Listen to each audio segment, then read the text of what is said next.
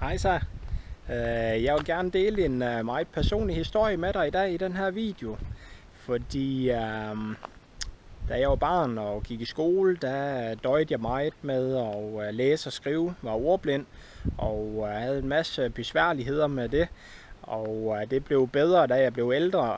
Og til i dag, at jeg elsker at læse inspirerende bøger om personlig udvikling, om at lære at blive en bedre version af mig selv, og finder det meget, hvad kalder man så noget, givtigt, eller giver mig masser af værdi, at jeg har endelig kommet til et sted i mit liv, hvor at jeg er blevet rigtig glad for at læse bøger, og også er på nettet hver dag og arbejder og skriver, enten på Facebook eller på blogs eller på videobeskrivelser til nogle af mine videoer, jeg lægger ud. Skriver en masse hver dag og er ikke helt fejlfri med det, men stadigvæk så godt, at jeg i hvert fald kan acceptere det og synes, at det er sjovt og det er spændende at skrive og læse. Men som sagt, da jeg gik i skole, havde jeg rigtig svært ved at læse og skrive, og specielt at skrive var rigtig svært for mig. Det der med bogstaver der, det fungerede ikke lige så godt.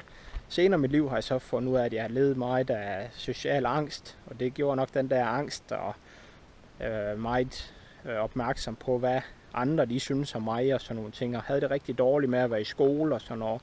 Selvom jeg faktisk gik i en god skole og en god klasse, og så på den måde, så var det ikke det, der gjorde det, men jeg havde så svært ved det faglige dansk, og også da vi begyndte at have engelsk og tysk i skolen. Det var aldrig lige min kop te, det der med sprog, men matematik var jeg rigtig god til, så helt dum er jeg nok ikke, men det var rigtig, rigtig svært i skolen, og det har været rart her i det voksne liv at blive bedre til at læse og skrive, og sådan er det, hvis man har svært ved noget, så må man øve sig. Og nogle af os, vi skal kæmpe lidt mere for noget, end andre skal. Så kan det være, at der er nogle ting, hvor jeg er bedre til, eller kommer nemmere igennem, end andre gør. Så det er jo sådan, livet nogle gange er, at man har forskellige talenter, eller ting, som kommer nemt til en, og ting, som er svært. Og det har specielt været rigtig godt her de sidste års tid, og det er flere år siden, jeg begyndte med at læse bøger inden for personlig udvikling, men specielt her det sidste års tid har jeg begyndt at interessere mig meget for det. Jeg har stor glæde ved at læse de her bøger om personlig udvikling, og i dag der hører jeg rigtig mange af bøgerne som lydbøger, og det gør jeg selvfølgelig, at det er lidt nemmere med det her med at læse, fordi mange af dem på engelsk, så jeg kan godt læse på engelsk, men det går lidt langsomt, så det er nemmere og hurtigere at høre bøgerne, og kan høre den, mens jeg kører i bil, eller laver forskellige ting, ude at slå græsplæne eller sådan noget. Og det har givet mig en kæmpe værdi i livet, og lære nyt hver eneste dag omkring mig selv, omkring det at være menneske, psykologi, og hvordan vi kan ændre vores liv, og få et liv, der har endnu mere kvalitet, end det vi måske troede, vi skulle have for nogle år siden, eller for nogle dage siden.